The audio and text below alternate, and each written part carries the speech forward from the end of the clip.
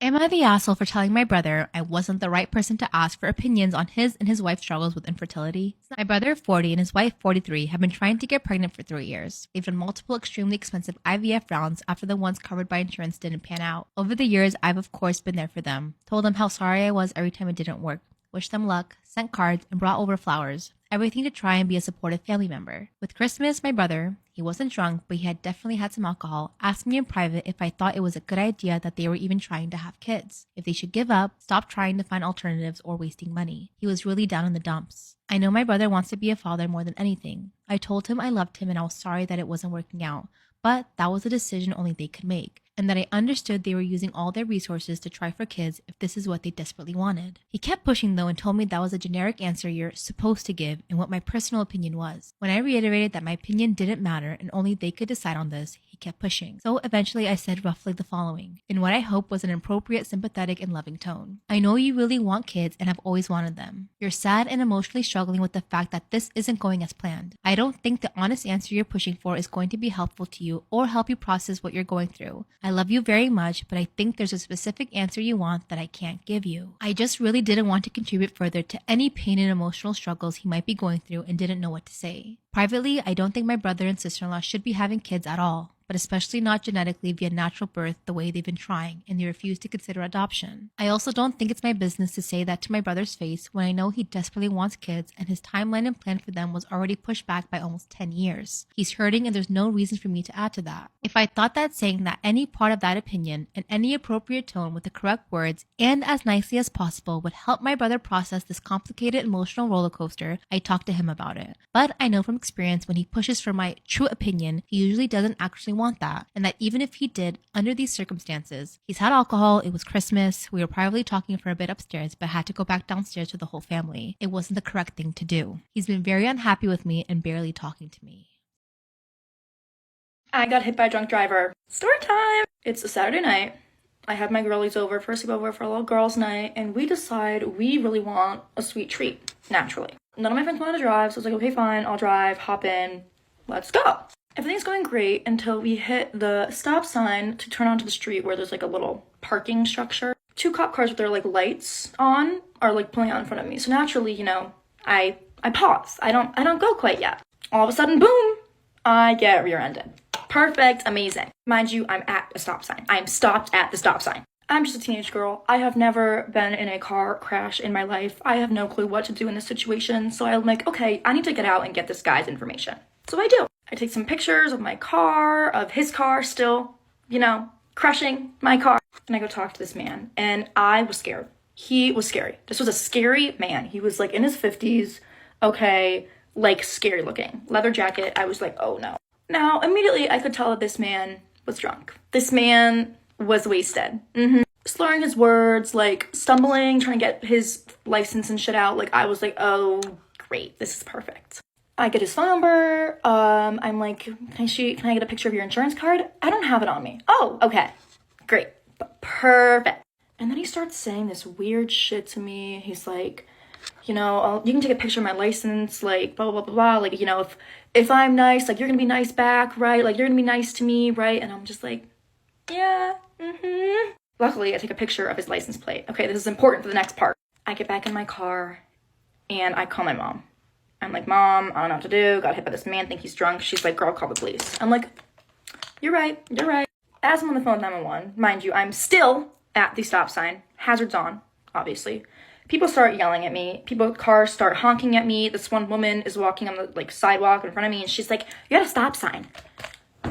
Wow, thanks for telling me. I didn't know. Then this man who hit me proceeds to drive away into a little alleyway. And I'm like, he's out of here. I give all the information I have to the 911 operator. I'm like, this is his license plate, this is his name, his birthday, all this shit on his license. I have a picture of this man's license on my phone. You're not gonna get away that easy, sir. She then tells me I can move my car. I'm like, thank God, I'm getting screamed at. Thank you so much. And I park like a block down, something like that, I don't know. At this point, she's like, okay, officer's coming, hang tight. I'm like, okay, great, perfect. Took 10 minutes for the cop to get there. Ironically, I was parked outside of the police department, outside of the police station, right outside. Anyways, at this point, my mom is like, where are you? Like, I'm trying to ping your location. Like, I'm coming. I'm like, girl, what are you gonna do? Like, I'm fine. Like, what are you gonna do? What are you gonna do to help me? Like, I don't really. Finally, the cop arrives. He was chill. Great guy. Loved him. Thanks, King. Gets my information, all of my friends' phone numbers, like driver's license, like whole thing. I'm like, damn, girl, I just got hit by a drunk driver. Like, I don't think you need everybody's contact information, but I guess, you know what, fine. My mom arrives. I'm like, hey, girl, how you doing? You know, whole thing. Again, don't really know why she was there, but whatever. He gives us his little card with his number on it and our case number, and I go about my day. By go about my day, I mean I then finally make it to my sweet treat. I got my rolled ice cream in the end. I did. However, the story gets much more complicated from here. The next day, I explained to my father what the hell happened the previous night, and he is not having it. He's like, I'm not going to pay for the damage to your car that a drunk man caused when you hit my teenage daughter. True. You know, true. And this is the whole reason I haven't talked about it yet, because I didn't know if there was going to be any legal shit going on. 2 days later, we get a call back from the officer, you know, for a little update. Turns out this man was, in fact, arrested. Yay, karma's a bitch. And this man also does not have car insurance. Perfect, amazing. Then we contact our lawyer. Suing's not going to really do much, because we probably aren't going to get any money out of it. Perfect, amazing. So I found out, I did not know this, that Michigan is a no-fault state. Had no clue what the fuck that meant. Basically, even though I'm not at fault for it, my insurance has to cover me. This man does not have to pay for any damage to my vehicle. Or my fucking well-being. Hello? Like, I went through mental turmoil. Like, rude as fuck. So now I'm left with a car that has about $1,000 worth of damages to it. Yay! It will take 4 days to repair it. Am I wrong to cut off my mom after what she did on my wedding day? My mom and I have always had a complicated relationship. It's always been clear that she favored my little sister. I mean, very clear, ever since I was a kid. No matter what accomplishment I made, no matter what I did, in my mom's eyes, my little sister would have always done it better and was always making her prouder. I was actually pretty shocked when I announced my engagement because my mom seemed really excited about my wedding, which I did not expect from her. And she seemed to really want to be involved in all aspects of the planning and the dress fittings and everything like that. And she was at first.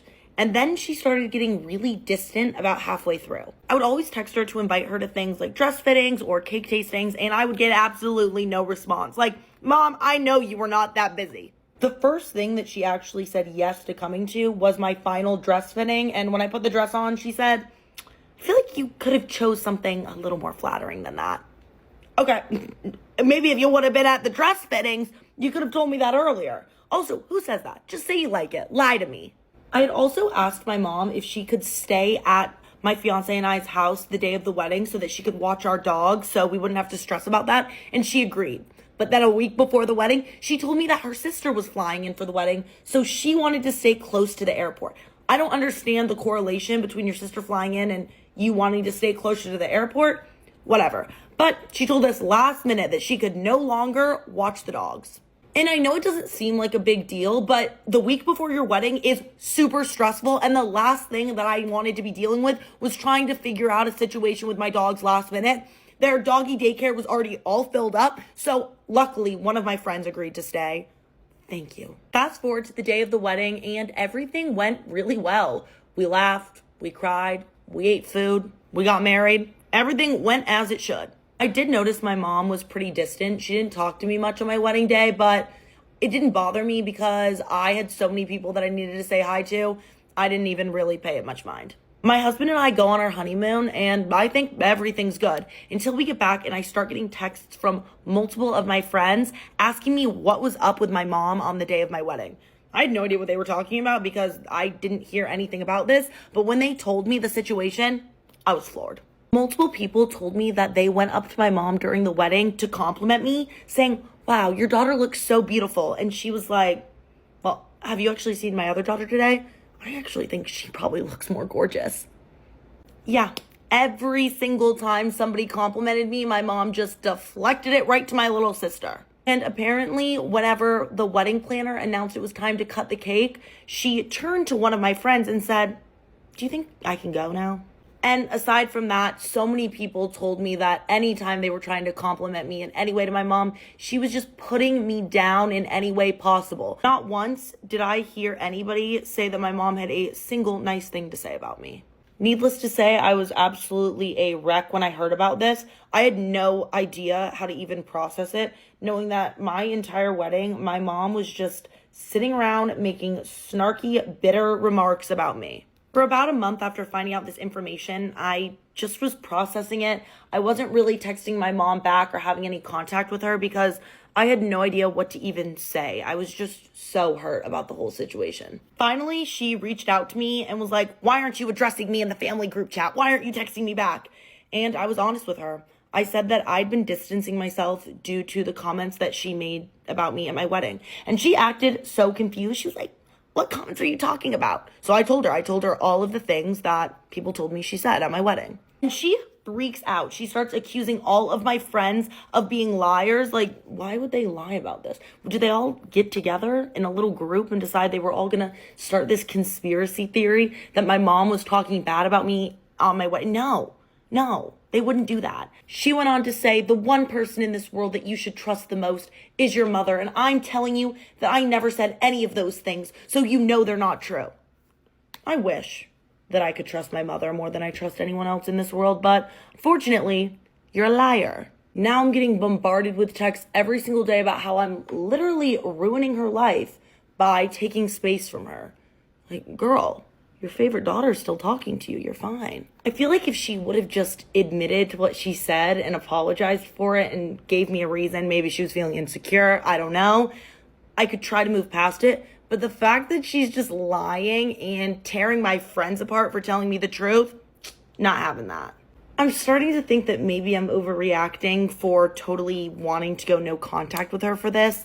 I get it. She didn't say anything that bad, but I feel like it's just a culmination of years and years of her putting me down. But on the other hand, she's my mom. Maybe I should just forgive and forget and just accept her for how she is. This whole thing is just getting way more dramatic than I wanted it to, and everyone is picking a side. I don't know. Let me know your thoughts, because I'm torn. I just got an inquiry this morning. It's an email that literally just says urgent, like in the subject. And so I was like, oh, fuck, like what is this? Clicked on it this morning and it said, "Need the photo shoot right now, on my way." Yeah, beyond confused was like my state of mind there. I thought immediately that she meant to like message another photographer or it was a mistake of some sort. So of course I text her back and I said just that. "Hi, I think you messaged the wrong photographer. I am Alyssa Michelle from Santa Ana. Like, were you meaning to message me?" And she responds back with, "Well, you're the best. Why wouldn't I be messaging you on purpose?" And I'm like, well, thanks for the compliment. But what? You're not going to be on your way. Keep in mind, this girl has not booked a session. I've never heard from this girl ever before. So I told her that. I don't think we've been in conversation. Am I missing something? What's going on? She said, "Well, I'm in Irvine. I'm on my way to your studio in Santa Ana. I need to be photographed today because I'm late for a gift." So I told her, well, we don't take walk-ins. So you would have to book an appointment. She said, "Well, you're going to take this walk-in." That's what she emailed me back.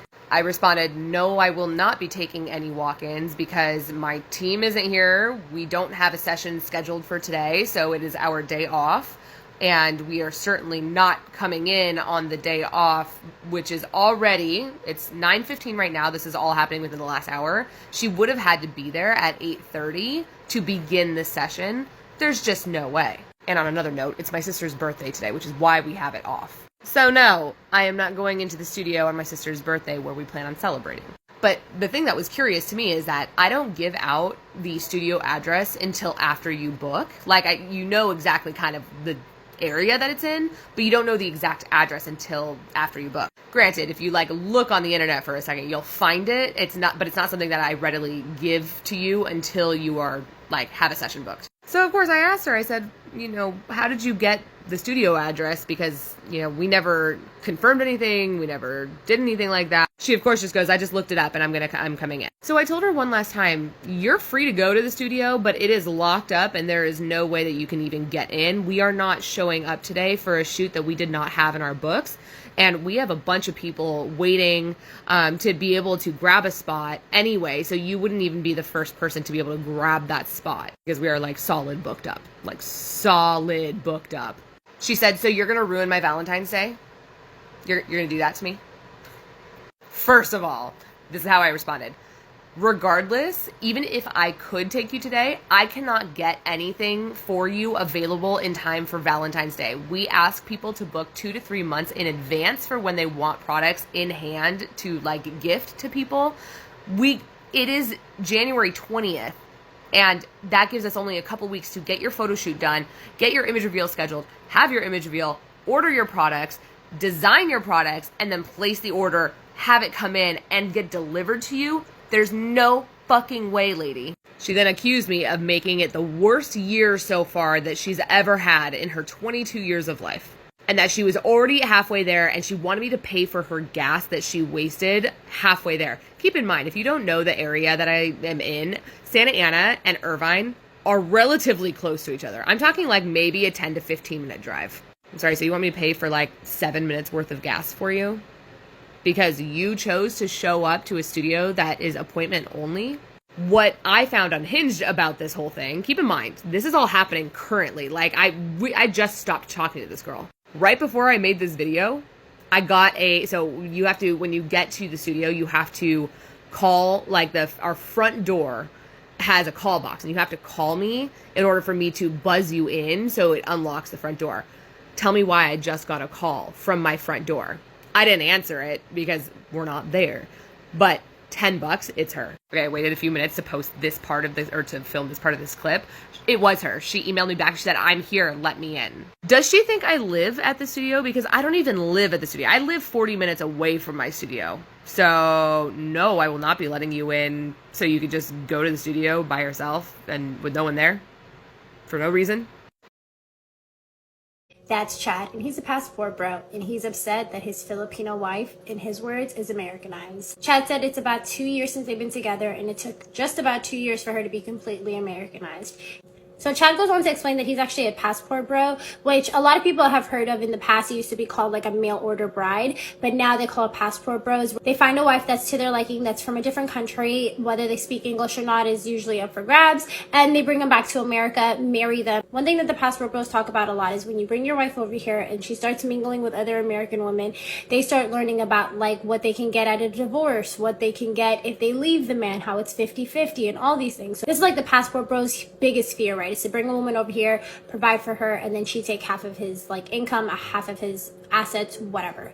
And so Chad is saying like, this is what's wrong with American relationship. The woman can just come out and say like, I've been abused, I've been taken advantage of, and the American judicial system is always going to side with the woman. They don't care about the man. They're always going to disregard him. Brought up this whole rhetoric that family court is for profit and that, you know, they're only there to kind of like screw the dads over, take as much money from them as possible, and that the women are oftentimes just believed with very little or no evidence. That's his whole spiel of why he, you know, went and got a wife overseas, but now he's super disappointed because his wife has turned Americanized. Everything came to a boil when they went to Disney Magic Kingdom and her parents were in town to visit, and he ended up completely disrespecting her parents. And this was the line for her. Chad said after returning from Florida and Georgia that she announced that she wanted a separation from him, and he was just so confused. He definitely understood that he disrespected her parents. He didn't think it called for her asking for a separation. He said he ended up spending the week inside the basement all the way through Christmas Eve and Christmas Day, not spending time with his family or his kids.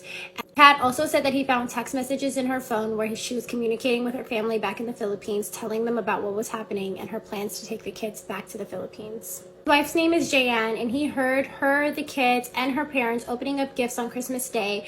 Gifts he says he bought, but he refused to go up there, and he refused to eat food that they offered, mostly out of protest. He said later on in the series that he was respecting the separation and wanted her to feel the significance of his absence. He continues to go on and talk about how he feels isolated and how his wife has the support of her parents along with social media, telling her that she's honestly not in the wrong. Chad talks about how he doesn't care and how he's going to spend his time in his 4-story mansion in Hawaii and let the situation resolve itself. At the end of the day, he understands that his wife has to come up with a plan and she needs to communicate it. pregnant, and at the time that he was making that video, they were not speaking at all, and he was just posting all of these parts on social media. I'm assuming people are asking him why he was posting his business on the internet. He responded and said that this was beckoning him to be honest and being transparent, and so that was why he wanted to go ahead and, you know, put this whole series out there. You'll hear later on in Jayan's response, she was like, you want to be honest with the internet, but you're not being honest with me. You know, she said that that whole trip to Disneyland was a complete disaster.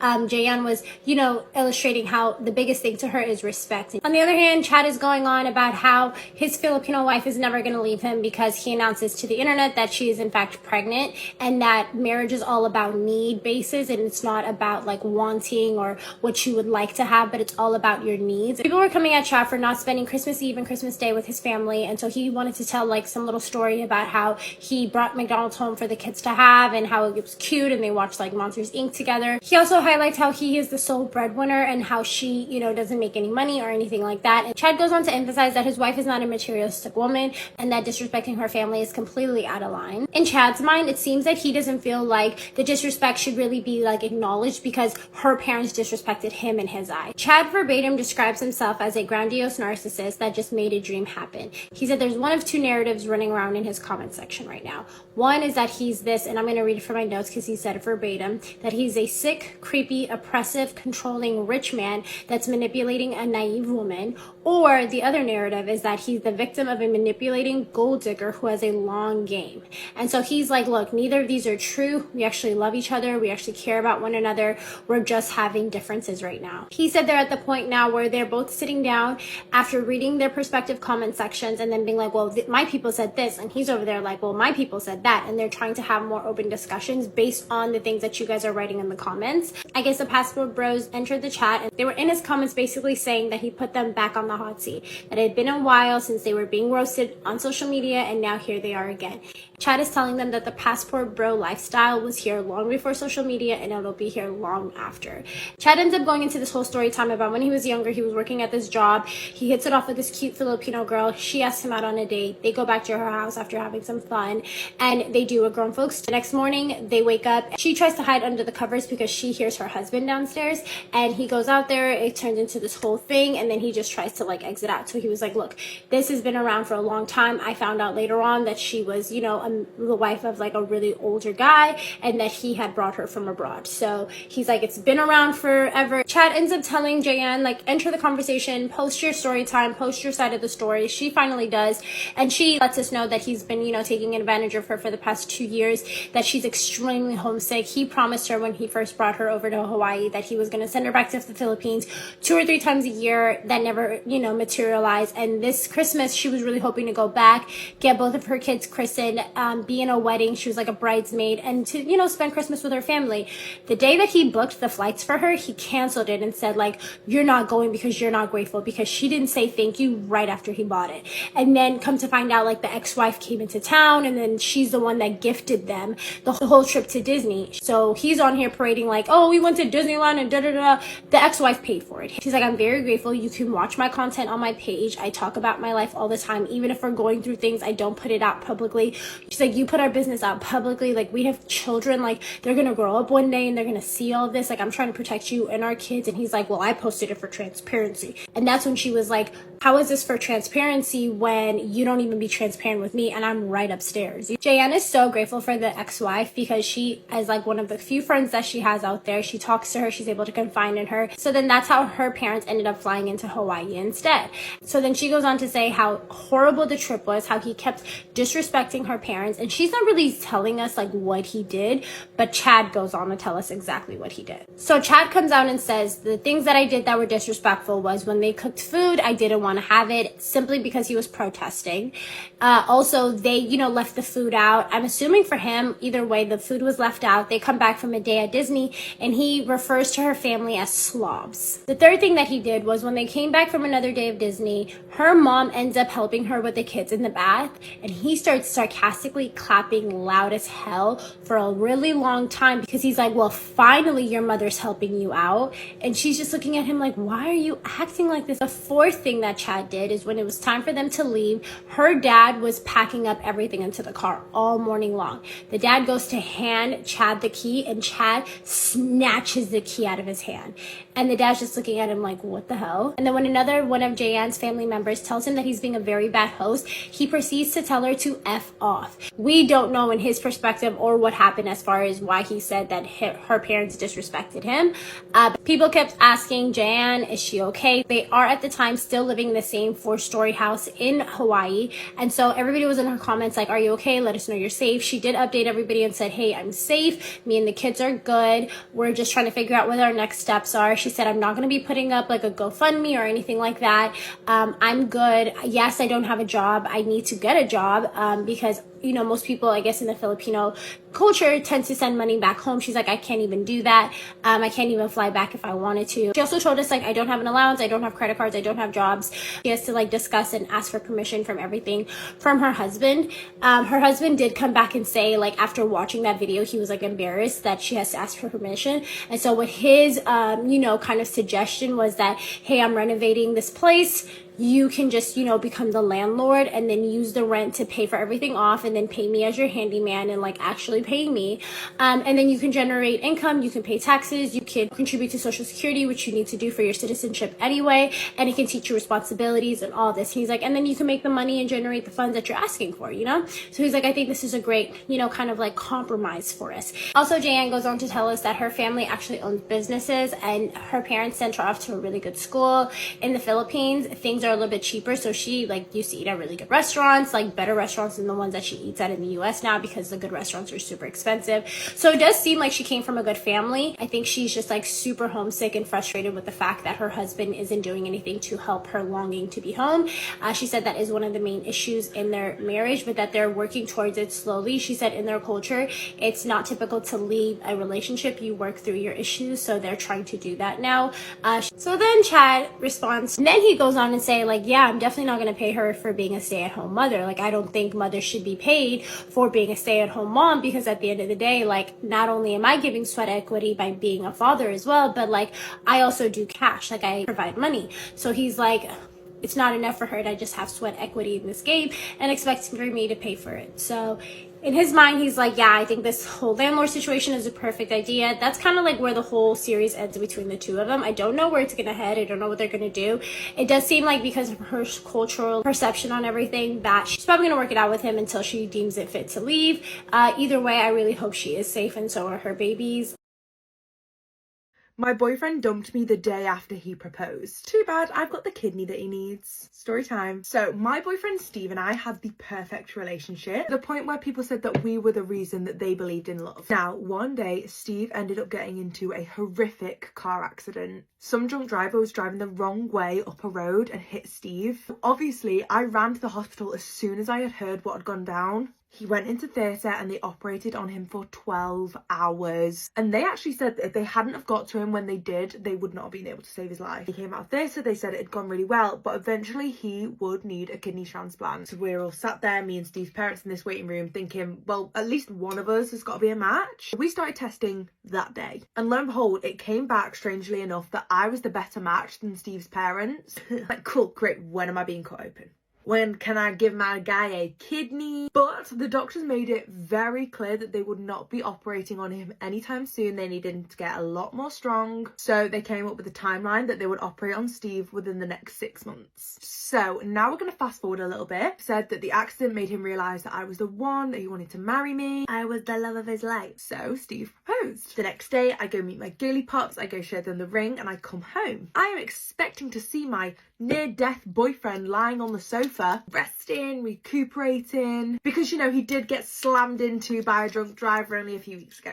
But no, apparently Steve's got better things to be doing. At this point, I'm really starting to panic here because Steve can't drive, he can't really get around that well on his own anymore. So I'm running around this house, stressing, trying to find my Steve. I decide I'm going to call Steve's parents, because if anyone's going to know where he is, it's probably going to be them. So his mum answers, Sandra. Tell me for why. Sandra answers the phone and she is screaming at me. Like, Sandra, please call me tits, you're going to take someone's eye out. Proceeds to then tell me that Stevie boy does not actually want to speak to me right now. And this was the exact moment that my heart sank. The next few days I spent barely sleeping. I was tossing and turning all night. I had cared for this motherfucker whilst he was sick, and let's not forget, I offered him my bloody kidney. Absolutely baffling behaviour from Steve. Finally, one day, the phone rings. Beep, boop, beep. It's Steve. He goes on to explain that even though the accident had made him realise that he did really, really love me, he didn't actually want to spend the rest of his life with me. And then the insults started. This man is calling me all sorts of names. He's calling me lazy, unattractive, good for nothing. I just couldn't believe what I was hearing. My guy literally asked me to marry him yesterday. But at the end of all of this, he then goes on to say, but can we still be friends? Fucking no. Then the line dropped. He asked if it would still be okay to have my kidney. Call me old-fashioned. No ring, no kidney.